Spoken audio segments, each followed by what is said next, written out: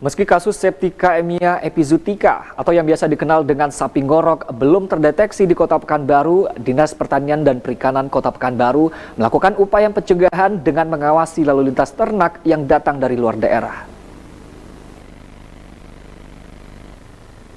Kepala Dinas Pertanian dan Peternakan Kota Pekanbaru, Firdaus, menyebut, meski ratusan kasus Septicemia epizootica atau biasa dikenal dengan sapi ngorok telah terdeteksi di luar daerah di Provinsi Riau, namun hingga kini kasus sapi ngorok belum ditemukan di Kota Pekanbaru. Meski demikian, Distankan terus melakukan upaya pencegahan, mulai dari pengawasan terhadap hewan ternak hingga pengawasan lalu lintas ternak yang datang dari luar daerah. Dengan kasus penyakit SE atau sapi ngorok, di mana Septicemia epizootica penyakit yang menular pada ternak khususnya sapi dan kerbau, dan sampai saat ini alhamdulillah Kota Pekanbaru masih bebas dari penyakit SE tersebut, dan kita sudah melakukan pemantauan beberapa tempat peternak-peternak, dan saat ini sedang kita melakukan yang penanganan terkait dengan booster vaksin penyakit menular. Distankan juga akan melakukan gerak cepat jika ada gejala sapi ngorok pada hewan ternak masyarakat